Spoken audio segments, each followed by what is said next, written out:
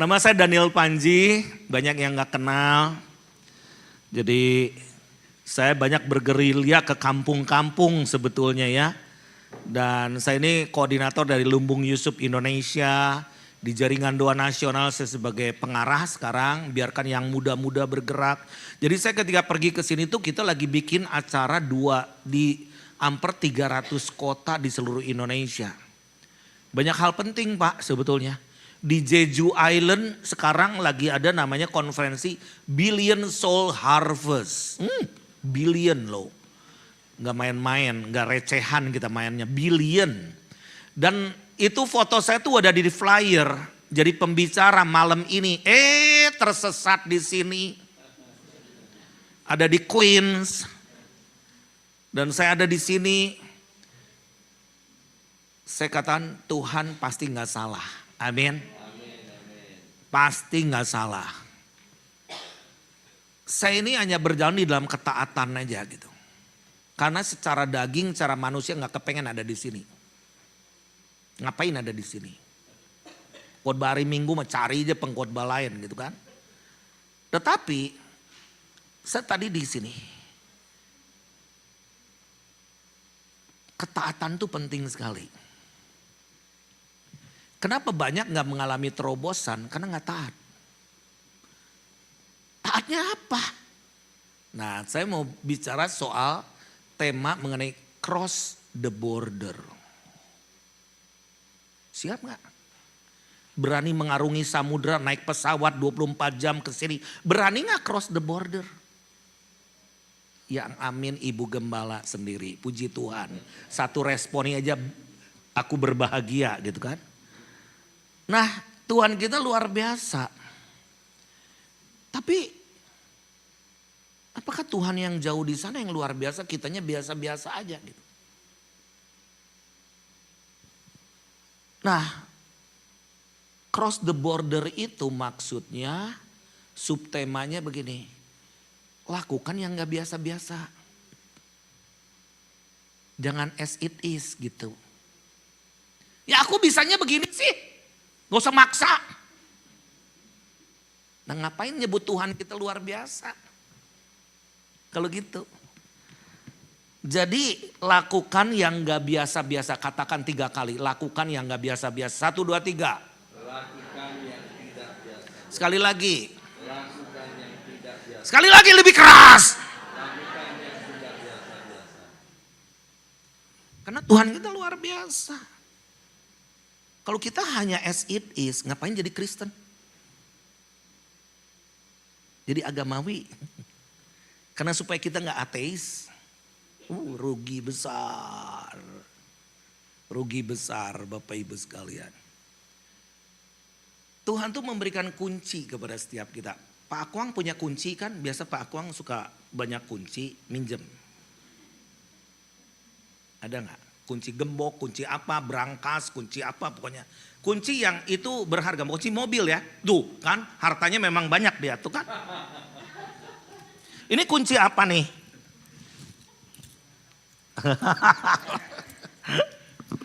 Ini kunci mobil. Ini kunci apa? Restoran. Yang brankas yang mana? Nah, Tuhan ngomong begini, di sini. Yesus mengatakan kepada Petrus, I give you the keys. Bukan the key. The keys of the kingdom of heaven. Ngerti gak sih? Ini pada bengong semua sih. Ini jarang yang khotbah kayak begini gitu. Karena biasa yang pokoknya diberkatilah kamu yang sakit pulang sembuh apa segala. Udah biasa itu. Dan gak sembuh-sembuh lagi. Aku memberikan kamu kunci-kunci kerajaan sorga. Sorga. Sono. Mana sorga? Di atas. Apa yang kamu ikat di bumi? Apa yang kamu lepaskan di bumi? Memang harus belajar ayat-ayat diapalin ini ya. I build my church Aku dirikan gerejaku di atas batu karang. Nama gereja itu dari bahasa Portugis, igreja. Indonesia tuh pakai kata-kata Portugis, gereja, kursi, mentega, keju. Itu bahasa Portugis semua itu. Jadi sebutnya I will build my ecclesia di batu karang. Jadi alam maut tidak akan menguasainya. Wow, so powerful. Jadi eklesia itu adalah dipanggil keluar, nih, mutusin. Mau jadi apa? Lu di Queen mau jadi apa? Ngewarung aja cukup deh. Yang penting cukup untuk perutku. Astaga. Gak usah jadi eklesia kalau begitu. Muslim juga begitu. Hindu juga gitu. Apalagi kalau Buddha. Wudu tikong tolong. Bawa buah-buahan. Bawa ini supaya menyenangkan. You bawa persembahan ke gereja supaya menyenangkan hati Tuhan. Astaga, Tuhan kita gak perlu disogok. Karena I gave you the powers and authority. Jadi ketika aku berikan kunci, ini punyaku nih ya. Ini Hyundai.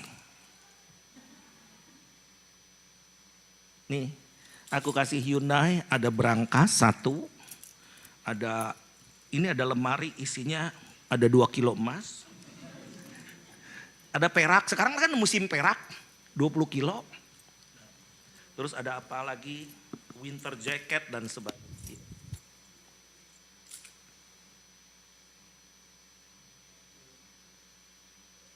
Cuman thank you.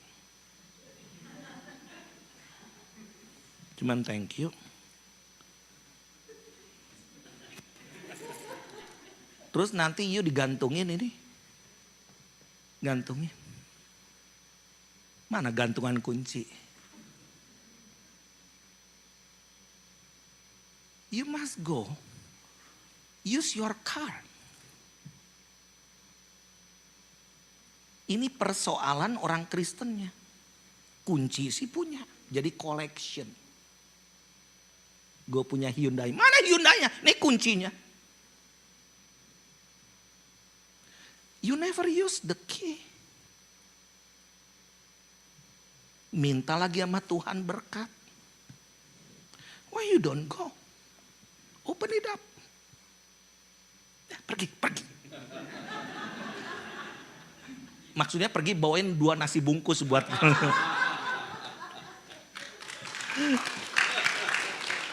Aku nih pengajar doa. Udah jutaan yang saya ajar. Serius, saya itu a man of network. Networkku tuh ada di ratusan ribuan kota sampai ke desa-desa. Yang gini mesti diojarin. Gimana? You don't know how to pray. Karena you merasa I'm nothing. Aku penuh masalah. Aku banyak persoalan. Aku butuh ini, butuh itu, butuh. Itu namanya gelandangan.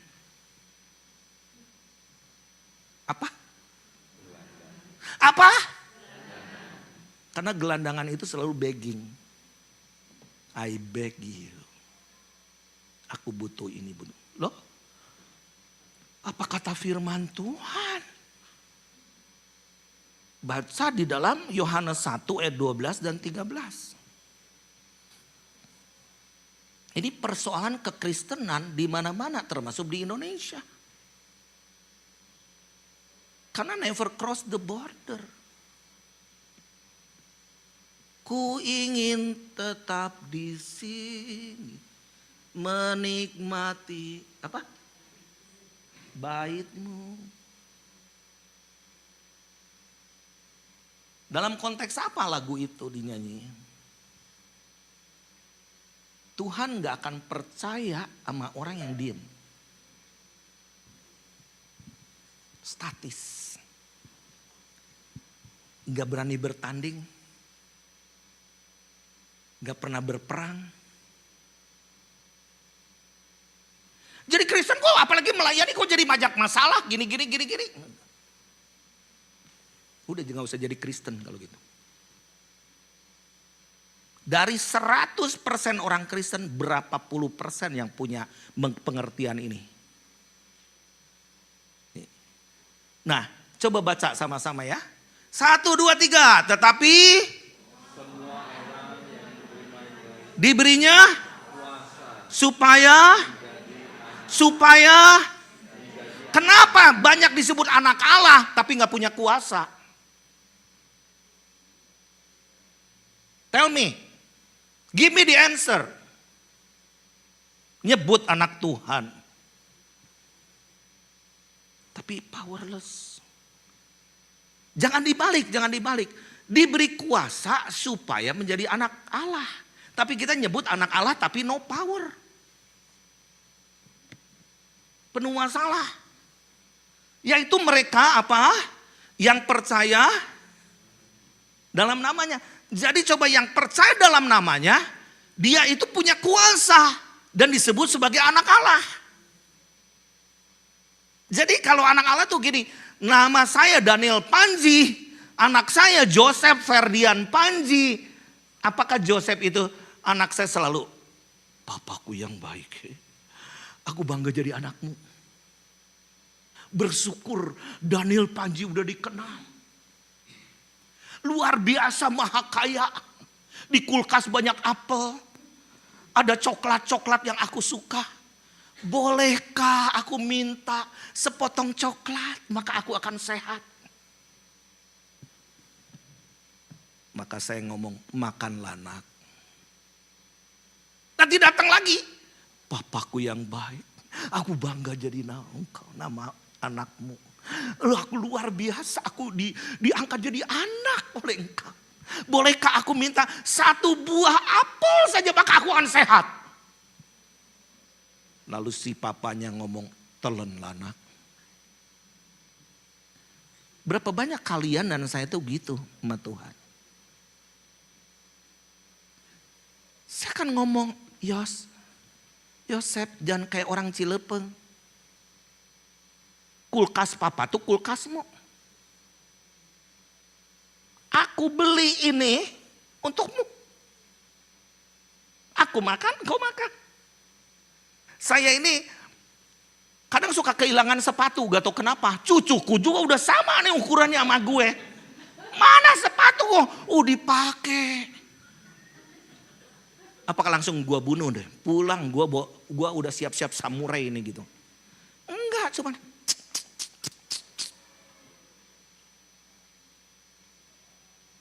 dia punya hak. Cuman aku ngomong bilang-bilang ya kalau pakai. Jadi aku stres. Ini dicuri siapa nih gitu kan. Jadi ayat 13. Orang-orang yang diperanakan bukan dari. Jadi anakku namanya Joseph Ferdian Panji. Itu anak secara daging. Tetapi kalau anak Tuhan, you are adopted.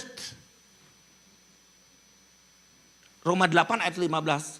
Bahwa kamu semua diadopsi. That you have received the spirit of adoption. Maka kamu boleh memanggil aku Abba, Bapak. Abba itu mau Jepang, mau apa, nggak bisa ditranslate Abba. Abba itu pencukup, Abba itu pelindung, Abba itu protektor, Abba itu everything. Nah, lihat, yuk baca 1, 2, 3.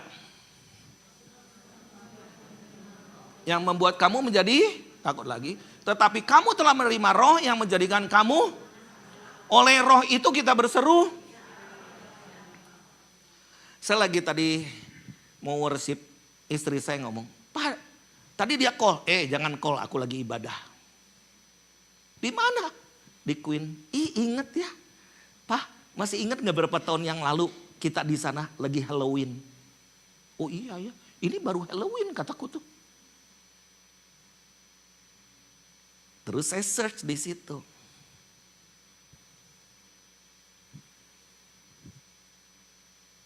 kenapa kita jadi percaya witchcraft? Sementara saya masuk tadi, saya ini ada di gerakan doa global. Si John Robb, itu dia di Albuquerque ya, ngirim email ke aku, please pray untuk hari Halloween ini. Dia berdoa juga untuk Donald Trump dan Xi Jinping dan lain sebagainya. Terus ada ini, berdoa ini penting untuk hari ini. Jadi kemarin saya baru buka tadi, kegelapan yang dihadapi dalam doa. Ini adalah saat Halloween yang berasal dari orang-orang Celtic beberapa ribu tahun yang lalu dan ditandai dengan iblis, ibadah kepada iblis dan pengorbanan kepada manusia, dan tanpa sadar kita pakai anak-anak kita. Suruh ketok-ketok pintu orang. Gilanya lagi orang tuanya, ayo ke sana, ayo. Bertobat.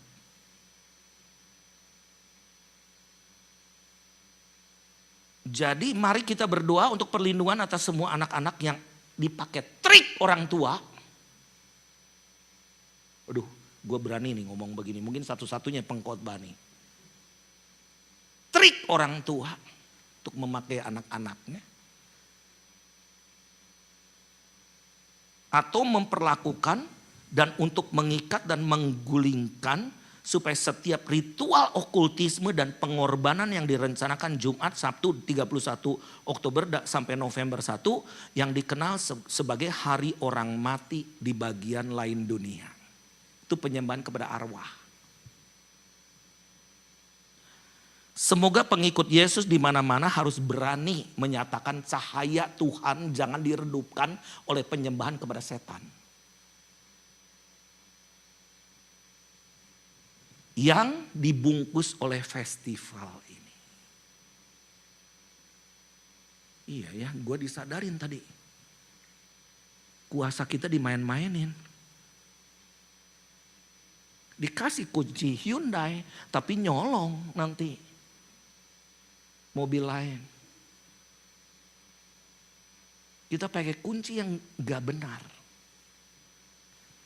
Yuk malam ini kita bertobat kalau ada yang lakukan itu.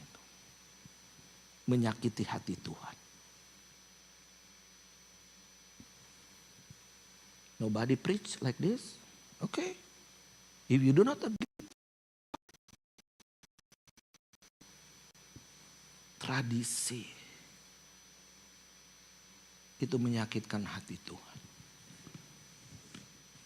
Hari ini kita nyanyi Tuhan yang penuh kuasa, dahsyat.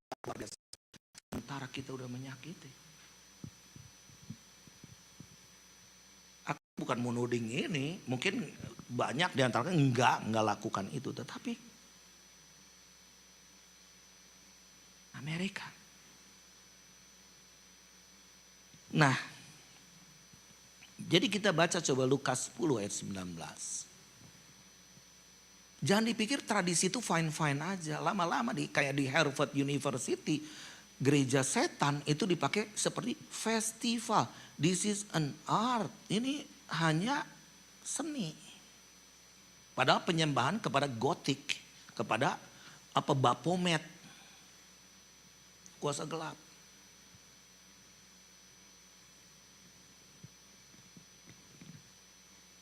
Nah, yuk kita baca di dalam Lukas 10 ayat 19. 1, 2, 3. Sesungguhnya aku telah memberikan kuasa kepada kamu untuk dan kalajengking. Dan untuk sehingga ada berapa kuasa di sini? Ada berapa kuasa? 2. Sungguhnya aku telah memberikan kuasa kepada kamu. Di bahasa Indonesia suka limit, terlalu limit. Padahal harusnya beda. Behold, I give unto you power. Kuasa yang pertama itu dari satu kata namanya exousia.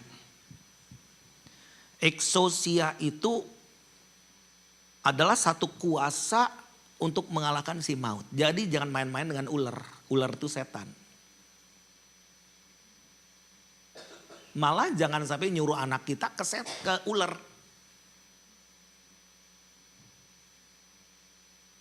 Ke ular. Nah, jadi exousia ini aku memberikan kuasa, the power kepada kamu untuk menginjak ular dan kalajengking. Jadi ular itu adalah peperangan rohani tingkat dasar. Kayak Halloween apa dan sebagainya. Tapi kalau lebih jero lagi nanti ke tingkatannya kalajengking. Kalajengking itu adalah kekuatan yang menyengat engkau supaya engkau mati secara rohani. Di Indonesia ini baru-baru ini launching gereja setan. Datang ke saya produsernya si Mongol juga datang sebenarnya. Pak doain ya kita mau launching gereja setan. Apa itu? Gereja setan. Lu anak-anak Tuhan. Pak dengerin dulu Pak. Ini memang komersil namanya gereja setan. Tetapi dalamnya tuh enggak. Kuasa Yesus yang akan mengalahkan setan. Oke, lihat trailernya. Lu ceritain apa visinya. Pak, banyak anak-anak muda sekarang di Indonesia ke gereja setan. Kita harus lakukan sesuatu. Oke, kalau gitu oke. Kata saya, Mongol. Saya tanya si Mongol. Mongol, gimana sih sebetulnya setan ini aliran setan. Sebetulnya bukan gereja setan ya. Aliran setan ini menjangkau jiwanya gimana? Oh gini Pak, aku ini tingkatnya jenderal. Ayo tell me, gimana? Kalau dulu gimana gitu. Karena dia udah bertobat nih sekarang. Aku duduk di gereja. What? Terus aku kan duduk di gereja. Maksudnya gimana? Dan aku tahu sebelahku, sebelah kiri, sebelah kanan suka doa atau enggak? Hebat ya. Lah kan setan. Setan tuh tahu loh kalian suka baca firman atau enggak. Suka doa atau enggak. Terus aku juga tahu yang di panggung tuh gimana hidupnya. Dan aku bisa pulang buat bikin mereka jatuh dulu. Jatuh dulu. Woi, kok sakti begitu ya? Pak, makanya Pak. Gereja tuh harus hidup. Rohnya harus hidup. Banyak gereja tuh mati orang-orangnya di dalamnya. Cuman ibadah as it is. Seperti biasa. Gak ada kuasa. Oke, kata gua. Kita launching kalau gitu. Kita nonton bareng satu teater. Wah, betul nih Pak. Lu yang booking, gue yang ngundang pendeta-pendeta. Ada berapa satu teater? 265 pendeta. Gue ngundang 265 pendeta. Pendeta-pendeta kayak model GPDI kan gak pernah haram masuk bioskop. Gak boleh kita waduh ke bioskop, nginjek bioskop aja gak boleh. Kata gue udah kita dosanya rame-rame, nih pendeta semua kata gue. Datang penuh tuh. Waktu itu di Aeon ya kita nonton. Udah gitu kita nih harus doakan dan mereka harus didoakan. Para artisnya apa tuh kan kayak siapa Irwan Teja itu kan dulu di Amerika tuh. Iya dulu di Amerika di LA dia. Bapak masih kenal saya. Aku di Amerika waktu itu gitu. Oh Wan lu udah bertobat belum? Gua doain ya. Jadi di bioskop tuh ada worship. Kita doakan mereka. Dan supaya produk ini, movie ini akan berdampak baik gitu. Kalau enggak kena serangan balik. Setan itu sebetulnya lagi ngejar kalian loh. Kenapa? Karena yang dikejar yang punya darah Kristus. Kalau enggak ya temennya. Supaya kalian jatuh. Ngerti kan? Makanya kita harus berjaga-jaga senantiasa. Nah, jadi di sini kuasa yang pertama adalah exousia. Si ular dan kalajengking itu harus dikalahkan. Bukan anak kita didorong-dorong ke sana. Astaga. Harus kita punya pengertian yang sehat gitu mengenai firman nih. Terus udah gitu, dan kuasa yang kedua untuk menahan kekuatan musuh sehingga tidak akan ada yang membahayakan kamu. Dan kata yang kedua adalah dunamis.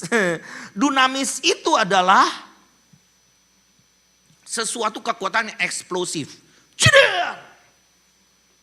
Jadi enggak terus gitu, enggak. Jadi kekuatan di dalam diri kalian itu explosion. Sesuatu yang eksplosif meledak.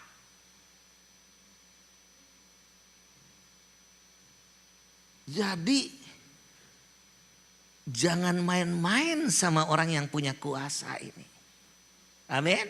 Ya kataan sebelah kiri, jangan main-main, aku punya kuasa loh.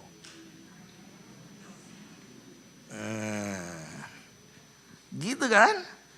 Nah, jadi di dalam doa itu kita ini harus jangan pakai pikiran yang sempit. Misalnya begini.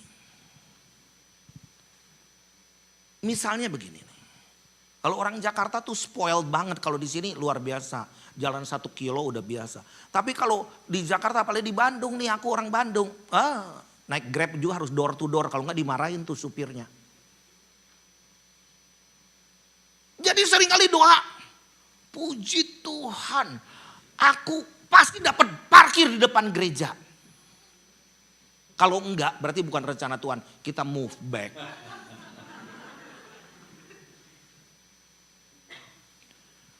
Emang kalau jauh berarti bukan rencana Tuhan? Yang ngangguk cuma satu aja ibu kan ya. Yang lain gak setuju. Jangan main-mainin. Lu dikasih kesehatan, lu jalan ya jalan aja gitu kan. Berbahagialah yang jalan jauh. Less kolesterol. Kenapa hal seperti itu harus jadi urusan gitu kan? Karena kita manja. You never go. Coba nanti kalau Sabtu kita bikin ibadah lagi, semua harus datang. Ini bukan gembala yang ngomong nih ya. Rasul yang datang. Lu mau hitungan sama Tuhan. Sementara berkat hayamu terus ada. Aku sampai ngomong sama anakku, dia lagi cari kerja. Nggak usah cari kerja, ikut papa aja.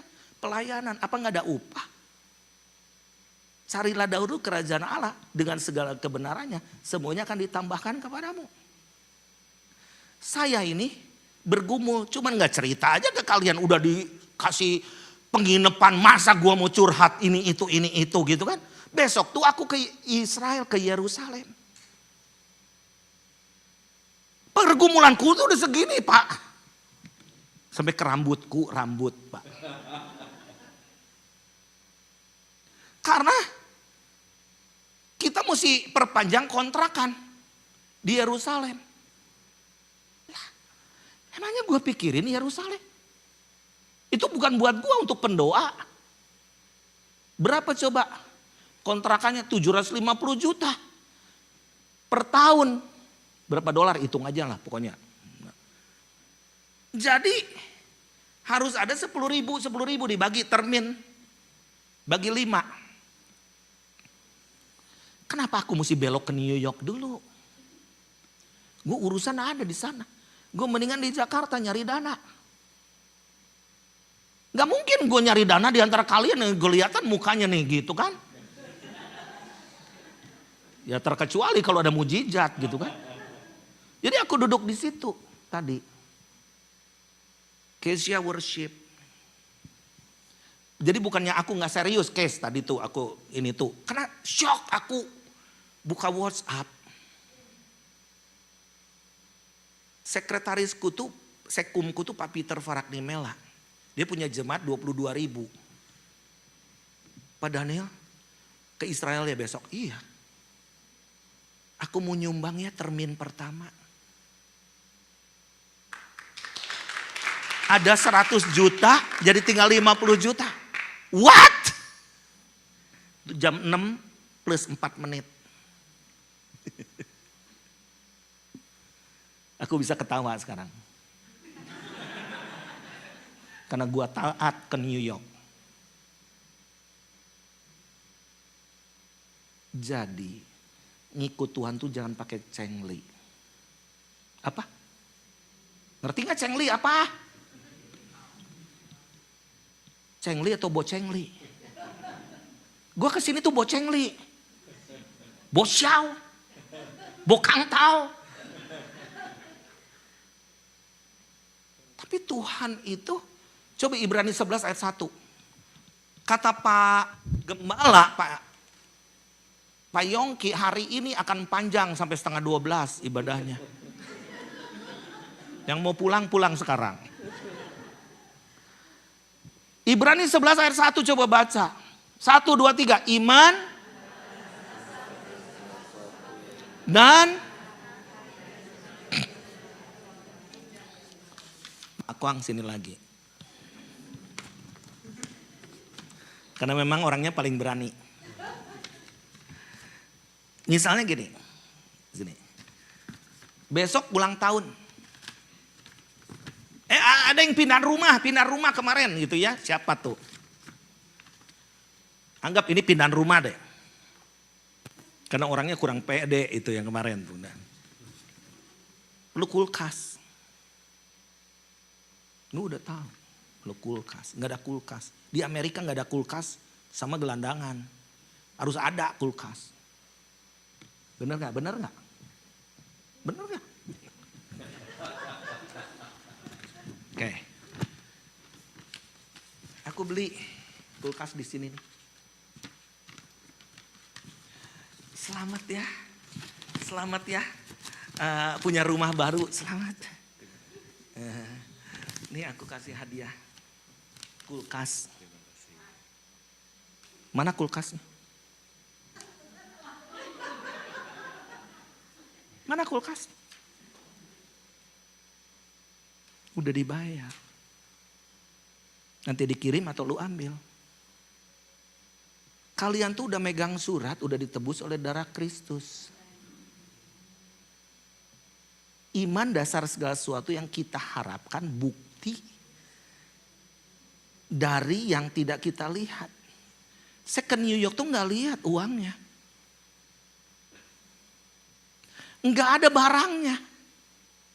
Tapi besok tuh aku akan sorak-sorai kemenangan Pak Yongki di Yerusalem. Tenang dede-dede, dayang-dayangku udah nunggu di sana. Tenang. Termin pertama nanti akan lunas. Mana? Ya nanti. Nanti kapan? Pokoknya tepat waktu. Mana buktinya? Nih. Bror Peter akan transfer. Jadi iman itu something yang unseen. Udah Pak, kasihan. Atau mau gantiin saya khotbah?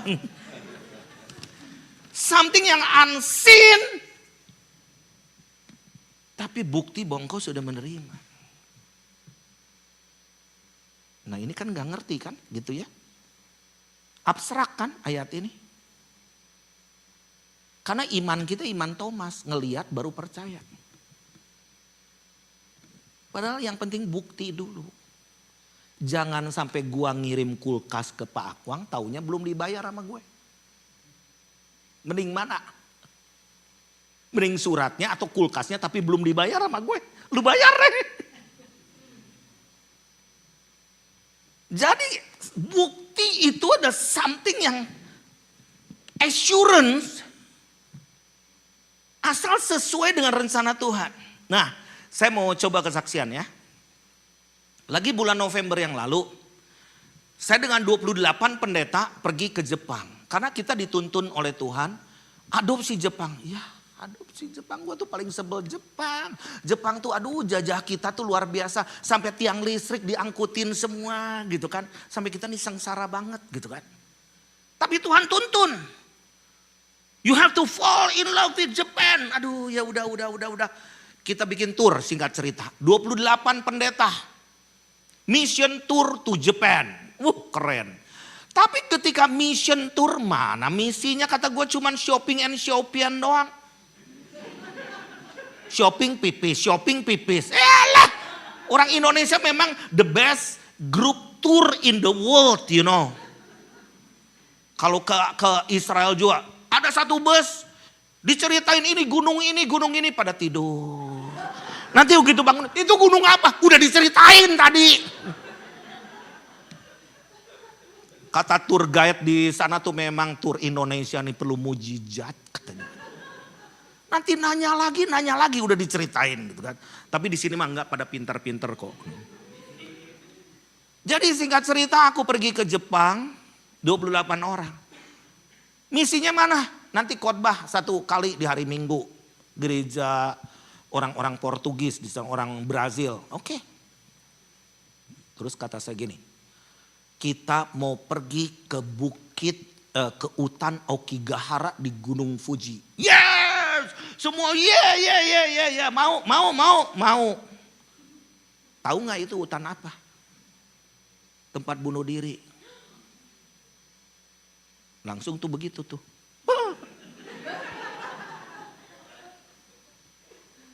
Pada diem. Ini hutan gak ada apa-apanya. Tempat bunuh diri. Paling top di dunia. Langsung sekelompok pendeta itu. Daniel Panji sembarangan. Kita gini. Kita nih harus persiapan. Kalau mau jadi Ghostbuster tuh harus siap-siap dulu. Kata saya jadi bagi 3 nih persis kayak begini nih. Bagi 3 kelompok. Lu yang gak setuju 1 fan. Itu ada 3 fan. Go back to the hotel. Yang di tengah nih mau gimana? Kita mau ke sini boleh, ke sono boleh. Yang abu-abu pulang. Tinggal 8 orang yang mau ikut aku. Dah, sekarang gini, itu udah sore tuh. Yang ini pakai Waze, di sana nggak bisa pakai Google Map. Hotel di Nagoya. Yang ini pulang aja, gua nggak butuh. Deh. Yang abu-abu pulang. Pakai Waze ke hotel di Nagoya. Yang ini hutan Aokigahara namanya. Aokigahara. Terus udah gitu, gak tahu gimana, apakah Tuhan atau hantu ini buat semua jadi ngumpul ke Aokigahara. Jam 8 malam, dingin -4 derajat. Kata saya, kalian mau ngapain kesini? Ngikutin aku. Gue tuh galak bisa nih gitu. Nggak tahu ini kok bisa Waze-nya kesini. Keliling 45 jam ujung-ujungnya kesini. Tempat hantu. Gitu kan. Ini juga kenapa yang abu-abu kok bisa kesini juga gitu kan. Gak tahu supirnya cewek, supirnya orang Jepang cewek. Wah kaku kesini-sini. Jadi yang ini tuh ya udah ke Aokigahara aja biar bareng daripada get lost di mana. Mati semua nanti. Parah kata saya tuh. Udah gitu, udah 3 van itu di hutan itu. Dah, terus mereka yang berani turun. Kataku. 8 orang, yang sama gue cuma 8, yang 2 alasan pipis dulu jauh kemana. Hati-hati lu pipis di sini lu. Ntar ada yang gitu kan. Terus yang 2 ini buka jendela. Ya nggak bisa, ini fan-nya kan ini buka pintu, dingin, buka aja. Maksudnya buka tuh apa? Pengen tahu si Daniel Panji itu doa jadi Ghostbuster tuh gimana? Eksorsis tuh gimana gitu doanya. Nah, jadi doa aku udah cuek aja sama dia, mereka tuh. Dah, aku doa. Terus aku doanya begini. Ternyata lembut banget doanya. Meskipun aku galak, hatiku tuh kayak Hello Kitty, you know. Lembut aku tuh, penuh full of compassion gitu kan. Nah, aku doanya gini. Tuhan, ampuni kami. Orang yang udah diselamatkan. Gak pernah punya hati untuk menyelamatkan orang. Kami bertobat di tanah ini Tuhan. Oh gitu ngusir setan tuh, gitu kan. Mereka pikir ngusir setan tuh begitu lembut ya ternyata ya. Setan tuh udah takut sama kita. Kita bersin aja setan tuh pada lari. Jadi jangan lu lewat kuburan permisi anak babi mau lewat. Nggak ada. Kita nih udah punya kuasa gitu kan. Nah jadi setelah itu saya persilahkan pendeta dari Jepang, misionaris, yang Pastor Daniel juga namanya. Pastor Daniel, would you please lead us in prayer? Dia doanya, Tuhan terima kasih engkau sudah menjawab doaku. Apa yang dijawab? Gue nih sengsara nih.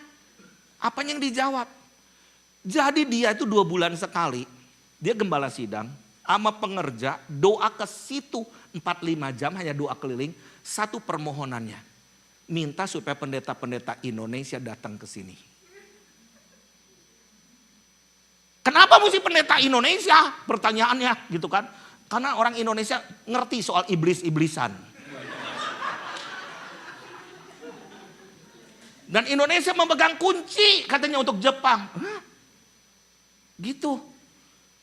Terus aku singkat cerita gini. Udah dia doa. Nih. Yang 2 pipis udah kembali. Kita jongkok. Taruh tangan kita nih di aspal. Cintai tanah ini. Mount Fuji itu supaya tempat Tuhan bertahta, bukan iblis bertahta, bukan Nyi Roro Kidul, bukan ini.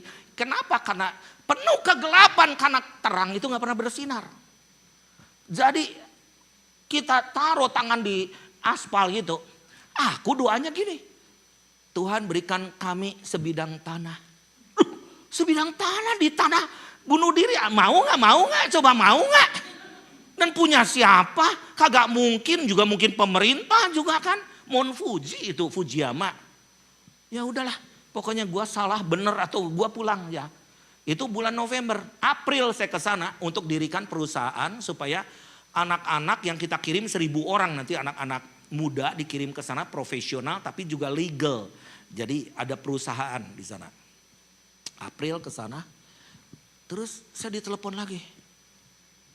Pastor Daniel, bisa nggak datang lagi? Kemana? Aokigahara. Ke situ lagi kata gua. Ngapain ke situ? Mau doa lagi, nengking lagi, ngusir iblis?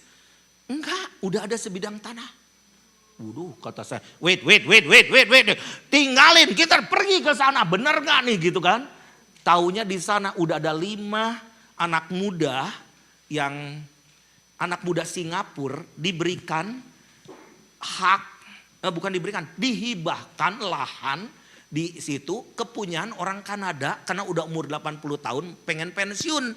Tapi mereka berdoa suami istri itu limpahkan kepada anak-anak muda yang takut akan Tuhan untuk jadi camp doa dan menyelamatkan orang-orang yang mau bunuh diri. Wah, kata saya tepuk tangan mah gampang. Ngelaksanain ini kan. Nah, lalu saya katakan, what? Jadi ini hibah. Iya, bahkan renovnya pun dibiayain. Gue mesti ketemu nih orang Kanada ini nih. Terus kata saya, jadi orang Indonesianya gimana? Pakai aja for free. Wih, emang Indonesia penuh mujizatnya begitu. Gak usah memiliki, menikmati aja gitu kan.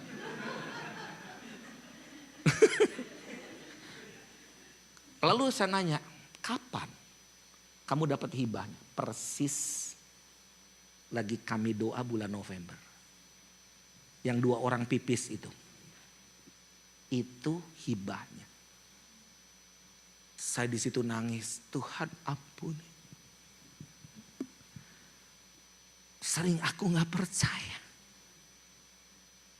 Dan Tuhan kata doa orang benar bila dengan yakin didoakan sangat besar. Kuasanya. Mau nonton filmnya? Supaya lebih percaya Thomas. Ya kita tonton ini. Nanti kalau ke Jepang doa di situ.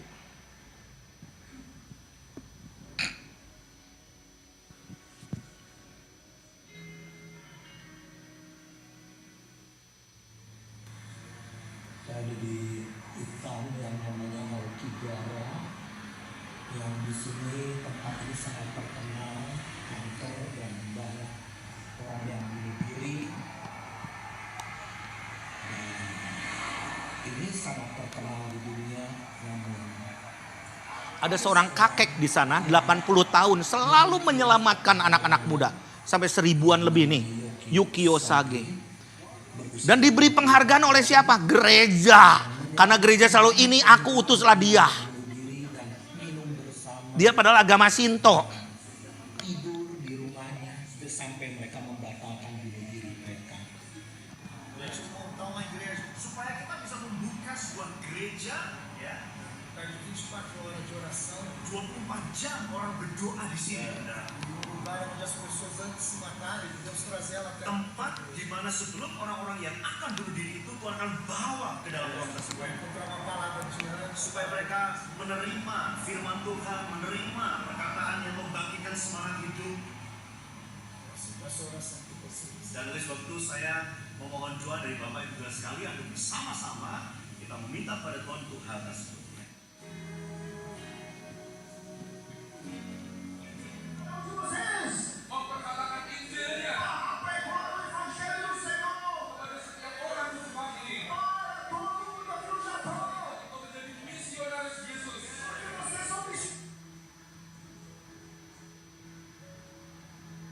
Kami datang lagi bulan April ke sana.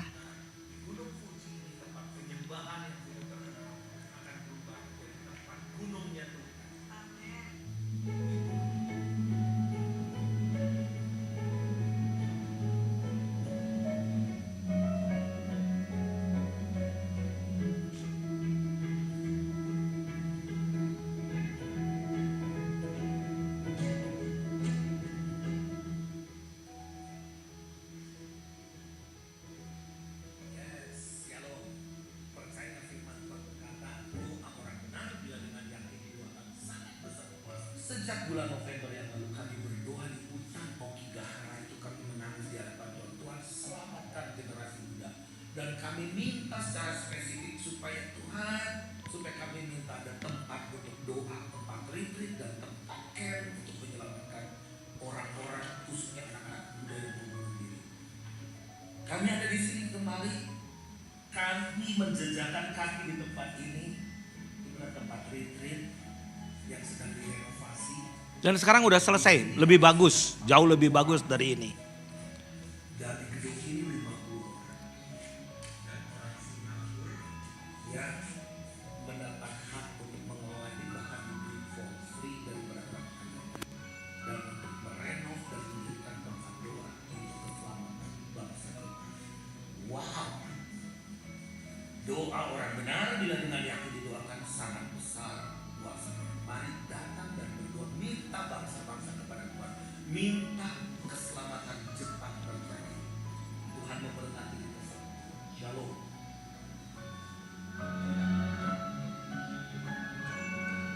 Jadi ini untuk camp kita, untuk pelatihan, untuk berdoa siang dan malam.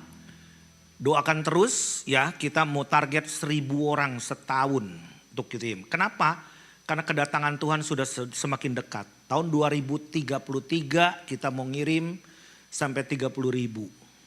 Kenapa 2033? Karena 2034 itu udah out of date daripada gereja Tuhan. Ulang tahun gereja Tuhan tuh 2033, 2000 tahun. Maksudnya apakah Tuhan akan segera? Gak tahu, mungkin Tuhan datang malam ini, kita juga gak ngerti. Tetapi kita mau selesaikan, finishing the task. Saya kerjasama juga dengan Rick Warren. Rick Warren waktu akhir tahun kemarin dia mau mati. Benar-benar, wah saya lagi di Saddleback tuh.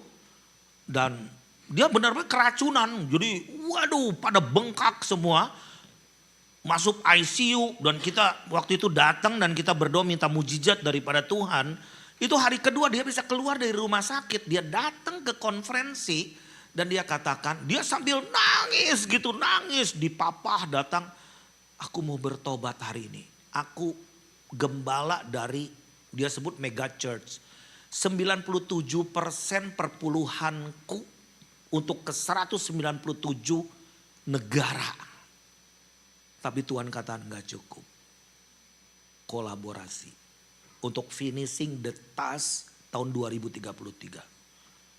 Nah, jadi sekarang dia bikin gerakan FTT namanya, bekerjasama dengan kita Billion Soul Harvest 2033. Semua gereja udah bersatu untuk menyelesaikan amanat agung ini. Nah, kenapa saya bicara ini? Karena kalian ada di sini. Kalian sudah ada di tanah ini. Indonesia bukan jadi mission field lagi, harus jadi mission force. Kenapa ada di sini? Cari kerja mah di Indonesia juga banyak nih. Tambang-tambang udah lagi digali-gali lagi nih. Tapi gini nih ya, di dalam Kisah Rasul 1 ayat 8. Kalau Roh Kudus turun ke atas kamu, kamu akan menerima kuasa. You will receive power. Dan kamu akan jadi saksiku. Yerusalem. Yudea itu tempat jahat. Samaria sampai ke ujung bumi. Indonesia ke Amerika tuh udah kayak ke ujung bumi nih. Jauhnya minta ampun. Kita breakfast lagi dinner time. Aku dinner lagi breakfast time. Why you are here? Tell me.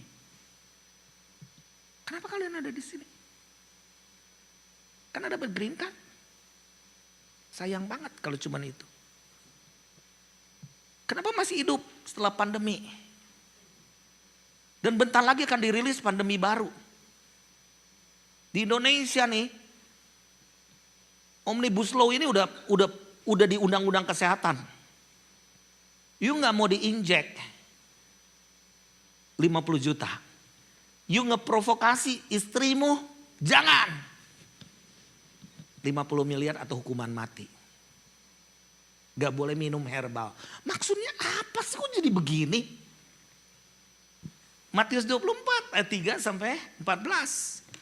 Deru perang, wabah, penyesatan dan lain sebagainya.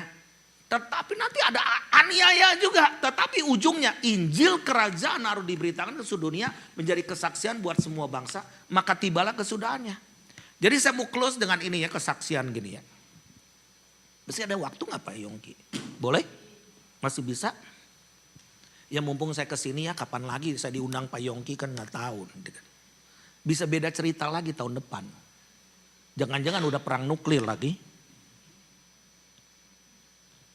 Lah, kalau di Eropa tuh saya dari teman-teman udah dibagi nih obat anti radiasi. Singapura juga. Kalau di sini kan kita tenang-tenang, apalagi orang Indonesia nggak takut mati. Lagi Juni yang lalu saya ke Israel, itu kan ada rudal-rudal Houthi ke Yerusalem. Jadi dalam 4 menit harus pergi ke safe room. In 4 minutes, you know. Kata saya gimana kalau lagi ceplok telur? Gimana lagi ada di toilet? No reason, nggak ada alasan. Saya setengah 12 malam lari ke safe room karena ada sirine. Kalau ada sirine, in 4 minutes kamu ada di situ. Lah kata saya, 2 minggu yang lalu pendoaku ke sini tenang-tenang aja malah ngirim gua video. Kalau begitu ada sirine, bukannya lari, roket. Kalau orang Indonesia kan memang givo. Gila foto. Makan pizza di foto, orange juice di foto, foto di meja makan terus. Upload sebelum doa, coba. Berdosanya 2 kali. Jadi kami disuruh adopsi Israel. Lah, jauh-jauh adopsi Israel lagi sejak 7 Oktober 2023. Kata saya, kenapa sih Tuhan? Capek banget. Ini gerakan saya tuh My Home Indonesia. Jadi ada namanya My Home Jerusalem. My Home Jerusalem supaya ada rumah doa dan misi di Yerusalem. Dan kita akan mengirim juga pekerja-pekerja ke Yerusalem. Jadi belajar irigasi tetes, pertanian. Nah ini udah terbuka nih. Bahkan mereka government mau mau membawa pengusaha-pengusaha Israel untuk deal bisnis dengan Indonesia. Dia butuh 50 pengusaha Indonesia akan ngumpul di Singapura. Nanti pulang tuh saya sibuk urusan ini. Anyway, itu di luar konteks lah itu. Jadi saya waktu itu dari tanggal 7 Oktober 2023 kami ada di Perth, Australia. Waktu itu aku cancel tanggal 6 Oktober akan ada World Prayer Assembly di Yerusalem bulan Mei tahun 2024. Rick Riding, seorang pendoa syawat dari Yerusalem nanya, Daniel, how about the World Prayer Assembly in May 2024? Kata saya, we gonna cancel, Rick. What do you mean cancel? The great shaking is coming. Kata. You better you bring unity among yourself. Karena di Yerusalem tuh gak ada unity. Udah kekristenan cuma 2% gak ada unity. Nah kita Holy Land terus gak pernah lagi gimana. Cuman jelong-jelong melulu. Jadi kita disuruh adopsi sana. Aduh kataku tuh. Jadi singkat cerita nih karena udah malam nih. Jadi during the war saya 5 kali pergi ke sana. Lagi bom-bom itu ada. Aku pergi sampai ke depan Indonesian Hospital. Tempat sarang teroris. Kenapa aku harus ke sana? Karena aku harus bertahan untuk bangsaku. Siapa yang memberkati akan diberkati. Siapa yang mengutuk akan dikutuk. Bangsa kita kan tukang ngutuk. Mulutnya itu aduh tak ampun. Tukang ngutuk benar. Karena aku tuh pengalaman ketika tsunami Aceh. Aku tuh doa di Banda Aceh tuh 3 bulan, you know. Ngelihat mayat di mana-mana. Itu 1 minggu sebelum tsunami Aceh. Bangsa kita mengutuk keras. Ini saya nggak bicara politik. Bukan juga karena di Amerika gue ngomong, enggak. Gue bicara firman. Kenapa kata saya harus di Yerusalem harus ada rumah? Yeskel 5 ayat 5. Yeskel 5 ayat 5 coba. Ya ini kan kejauhan. Di Queens saja susah ngontrak gimana di sana gitu kan. Nah beginilah firman Tuhan Allah, inilah Yerusalem di tengah-tengah bangsa-bangsa ku tempatkan dia. Sekelilingnya ada di negeri-negeri mereka. Jadi titik krusial waktu Tuhan untuk dunia termasuk Amerika ada di Yerusalem. Dan Amerika yang membuat, Donald Trump juga yang membuat Yerusalem jadi ibu kota. Gak ada yang berani. Kayak singkat cerita. Jadi kita memberi makan. Memberi makan yang korban-korban perang termasuk tentara IDF. Kenapa harus memberi makan? Kan di sana Israel lebih makmur tau daripada orang Indonesia. Tuhan ngomong begini di dalam Matius 25. Beri makan, beri pakaian. Singkat cerita gitu ya. Barang siapa engkau tidak memperhatikan yang hina ini. Saudaraku yang hina.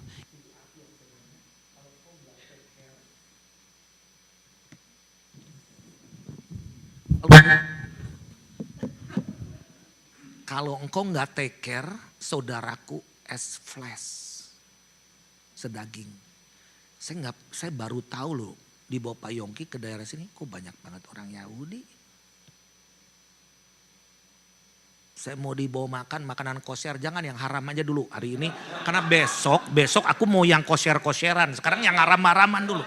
Ngapain sih? Udah, jangan takut lah. Jadi 5 kali aku pergi ke sana. Memberi makan. Karena pelayanan Yesus itu semeja, seperjamuan. Makanya Yesus selalu ngomong, bolehkah aku menumpang makan di rumahmu? Nah gitu. Nanti one day aku ke kalian juga gitu, bolehkah aku menumpang makan? Ayo, ayo gitu. Orang Indonesia pasti hayu dah. Nah, enggak semua juga. Nah jadi aku ini dari waktu itu ketika doa di depan jalur Gaza itu ada bom meledak. waktu itu suruh kita bergandengan tangan. Maksudku bergandengan tangan udah kedinginan waktu itu. Jadi maksudku juga kalau mati kita bareng aja jangan sendiri gitu kan, maksud kayak gitu. Jadi kita bergandengan tangan. Bom meledak Pak. Cuar. Udah pernah ngerasain belum? Bom, ikut aku sekali-kali makanya itu. Gimana rasanya kalau bom meledak di depan kita? Aduh sepet. Gak ada air ludahnya, itu bulu berdiri ini rambut kayak Tintin nih. Jadi ketika aku buka mata, gua pikir udah di Firdaus. Waduh, gua senyum. Ternyata kenapa jadi berdebu semua mukanya gitu. Di situ saya minta ampun, Tuhan ampuni bangsaku. Jangan sampai engkau kirim kutuk ke bangsaku. Dan tidak ada satu presiden, kepala negara seperti Pak Prabowo, bukannya aku muji dia, enggak muji lah gitu kan. Ngomong shalom, astagfirullahalazim. Itu kan enggak boleh, shalom itu hak orang Yahudi loh ngomong shalom. Tapi kalau di gereja Indonesia ngomong shalom itu biasa kalau dulu haleluya, maranatha gitu kan. Ini geger jadinya. Nah, jadi ketika kita waktu itu memberi makan tentara-tentara IDF umur 18-19an. Aku ngirim anak-anak muda. Umur berapa? 20. Umur berapa? 21. Bener nih kamu mau ke sana? Bener Kamu udah kawin belum? Aduh jangan nanya gitu deh. Gimana kalau kamu mati di sana? Mati kan di dalam Tuhan kata gitu. Tapi bikin MOU kalau kamu ada apa-apa jangan nuntut ke aku. Jadi kirim 5 orang ke situ, pergi ke camp di Gaza. Ditanyalah sama tentara ini, where you come from? Indonesia. What? Musuh ada di camp, kok bisa? No, we are good. Kita nih Kristen. We are Christian. Kita bawa roti-roti yang namanya sufganion, itu roti yang kosher. Dan gak boleh kita yang bikin, haram kita, tangan kita. Jadi mesti beli dari mereka. Satu roti aja bisa $3 gitu, mahal banget gitu kan. Ya namanya kosher. Orang Yahudi kan pinter dagang juga kan. Jadi ketika kita memberi makan ke mereka. Aku kan udah telepon tiap hari. Lu gak boleh kemana-mana, harus di Yerusalem. 2 jam sekali lu mesti telepon gitu kan. Karena takut anak orang gimana gitu. Satu saat saya telepon kok nggak ada. Gitu. Kemana? Siangnya baru. Kalian ada di mana? 5 orang nih. Ada di jalur Gaza Kata gua apa? Nggak boleh lu keluar dari Yerusalem. Tapi disuruh Tuhan gimana? Disuruh Tuhan. Tapi tolong boleh marahin kita lah. Kita butuh duit untuk beli roti. Waduh saya sampai minjem dulu. Nah udah gitu. Mereka makan roti. Terus tentara-tentara IDF ini ngomong begini. Mungkin ini roti terakhir. Kami makan. Setelah itu kami mati. 3 hari kemudian mereka mati. Aku sampai nangis loh. Dikirim IG-nya penguburan. Kalian doain mereka. Iya didoain kita Kristen supaya doain. Cuman kita gak mau terima Yesus kan gak mau gitu juga. Gitu kan. Jadi ini jadi viral di sana. Orang tuanya nanya terus. Siapa yang memberi roti anakku ini? Gue ternyata. Jadi aku tuh dapat apresiasi. Bisa masuk kemana-mana sekarang. What? Bahkan nanti sebentar lagi ke jalur Gaza kita mau rebuild jalur Gaza. Supaya ada rumah doa di sana. Nah ini kepanjangan lah ngomongnya deh. Nah singkat cerita. Dalam berapa bulan kemudian aku ketemu menteri. Aku ketemu di Knesset. Aku jadi pemimpin untuk global movement diundang ke Yerusalem semua. What? Kata saya. Singkat cerita endingnya begini. 25 Desember yang lalu itu hari Christmas kan. 25 Desember. Iya nggak? Sama nggak di sini 25 Desember? Nah, itu pas dengan hari raya Hanukkah. Hanukkah itu pentahbisan bait suci di dalam Yohanes 10 kalau nggak salah. Yesus juga pergi ke sana. Nah, aku diundang. Kita celebrate Christmas. Di tentara-tentara ini. Terus saya nanya. 2 bulan sebelumnya saya nanya. Any one of you is Christian? No one. Cuman 2 orang Drus. Saya katakan boleh gak aku bawa orang-orang Amerika pastor daripada Amerika. No. Mereka gak suka. Orang Kristen Amerika gak suka. Mereka gak suka orang Kristen bule. Pokoknya dianggap pembunuh untuk orang Yahudi. Terus gimana kalau Messianic Jew aku bawa? Wah lebih parah lagi, dianggap pengkhianat. So kataku jadi gimana? Gua, do you know that I am a pastor? Yes, Pastor Daniel Panji. Rombonganku bangga gua disuruh khotbah. Gua 2 bulan gak bisa tidur. Kenapa? Udah khotbah disalib, nanti gimana? Yesus ini disalib. Masya Allah kata gua tuh nih. Lu happy aja ya gak mau mikul salib. Waduh 2 bulan gua stres Tuhan. Mesti ngomong apa. Udah beli makan 5.000. Saya ngumpulin $5.000. Untuk supaya kita makan salad sosis yang kosher. Yang waduh kita celebrate di sana. Maksudnya supaya redam. Jangan nyalipin gua nih. Jangan gua dirajam batu gitu kan.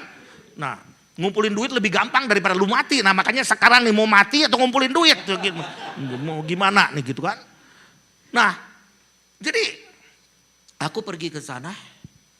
Dan aku ngomong begini 15 menit. Kataku kalau bisa 5 menit gitu. Takut salah ngomong ntar ya. Aku ngomongnya begini. I come from Indonesia. The largest Muslim population nation in the world. Tapi kita ini bukan Muslim nation. No. Aku ceritain mengenai Pancasila. Dan aku menerima Yesua. Jangan ngomong Yesus Kristus. Yesua Hamasia. As my Savior. As my Lord. And He changed my life. Dia merubah hidup saya. That's why I'm here. I love you.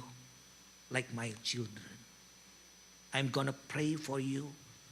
May God save you. Save your life. Gitu. Mereka tuh umur 18 udah mengendarai F15, F35 itu. Berapa tuh harga itu? 120 M loh. Tapi ini anak-anak culun begitu yang ternyata pilotnya tuh. Jadi begitu saya ngomong begitu. Kita makan bareng. Mereka celebrate.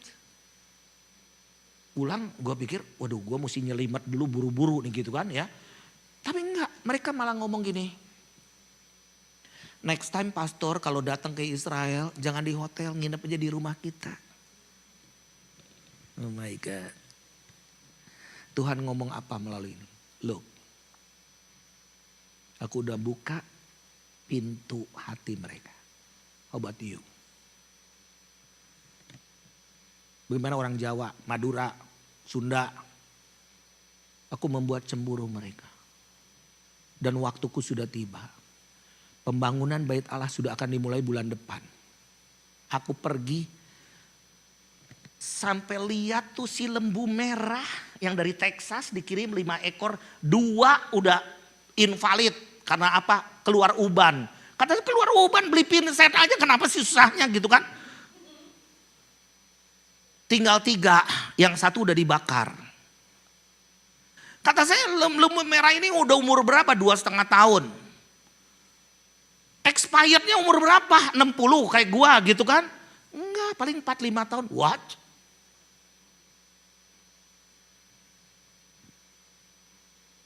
Berarti kita udah countdown 3,5 tahun. Jared Kushner, mantunya Donald Trump. Dia mengcreate, dia bukan siapa-siapa, gak ada prestasi apa. Pemilik Fifth Avenue 660 tuh kemarin aku di Uniqlo tuh dibeliin mantel. Di situ maksudnya buat pengen mantelnya mah gak bagus-bagus amat. Cuman gua belinya di 660. Buat kenang-kenangan nih. Buat remember gitu. Nah. Itu countdown, men. Karena sang antikris ini akan diorden tahun depan. Imam besar sudah diorden bulan kemarin. Jadi nanti akan dibangun side by side dengan Al-Aqsa.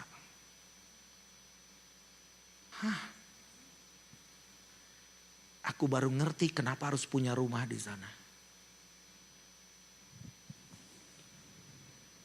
Ini. Seberapa di antara kalian udah punya rumah? Kemarin kita memberkati rumah. Rumah berarti covenant with the land. You take dominion. You have right. Kau punya hak. Jangan pikir karena kalian punya uang. Jadi kamu punya hak di situ. Mengusahakan kesejahteraan kota di situ. Jadi kuasa untuk apa sebetulnya? Take dominion. Jadi ketika aku bertanya sama Tuhan, tadi Tuhan besok mau diperpanjang atau batalin. Sementara worship dan satu termin ada yang kamu. Wah ini kan satu konfirmasi, empatnya lagi gimana? Udah step by step. Waktuku sudah tiba, Tuhan ngomong. We have to cross the border. Yuk saksikan satu movie selama 6 menit jangan tidur. Ini mengenai Israel dalam 1 tahun saja. Ceritanya begini. Tanggal 7 Oktober orang lagi pada tidur. Gerombolan Hamas datang. Ada di Nova Festival. Anak-anak muda lagi bikin festival musik. Datanglah ribuan orang Hamas bunuh bayi-bayi, bunuh mereka di Nova Festival. Bahkan mereka masuk ke kampung-kampung, pergi ke kamar-kamar. Secara sadis mereka membunuh 1.400 orang.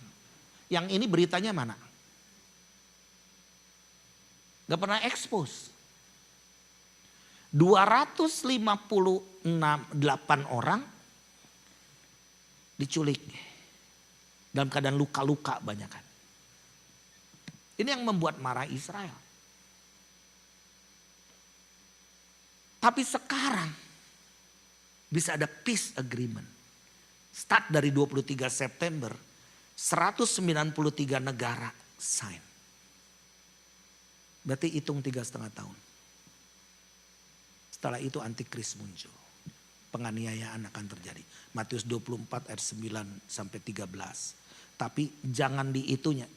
Intinya klimaksnya Injil kerajaan harus diberitakan. Di seluruh dunia menjadi kesaksian buat semua bangsa. Baru tiba kesudahannya. Jadi maksudnya save your family today. Jangan nunda-nunda. Kenapa mesti dengerin khotbah terus? Kenapa you don't talk with somebody? Open service lagi. Buka. Jiwa-jiwa akan datang. Pasti akan datang. Kalau semua bergerak pasti akan datang. Yuk kita bangkit berdiri. Terima kasih untuk kasih setiamu. Kedahsyatanmu Tuhan. Kami tahu bahwa alarm sedang berbunyi. Bahwa kami sudah di penghujung zaman. Akhir zaman. Zaman akhir akan berakhir di akhir zaman. Kita sedang hidup di dalam hari-hari terakhir. Pakai setiap kami apapun profesi kami.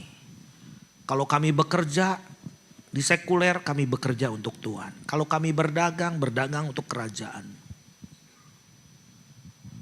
Kami tahu bahwa kuasa itu tanpa batas ada di tengah-tengah kami. Pakai setiap kami. Kuatkan iman kami. Oh Ramasyakaralas. Yuk siapa yang mau dipakai Tuhan angkat tanganmu tinggi-tinggi. Engkau bukan hanya nerima mujizat, engkau akan membuat mujizat. Yang sakit kau tumpangi tangan, maka mereka akan sembuh dalam nama Yesus. ini gerakan namanya ke depan All Saints Movement, gerakan orang-orang kudus. Mereka akan dipakai di kantor-kantor, di sekolah-sekolah, di jalan-jalan, dimanapun. Urama syakara lamasi, iraramaya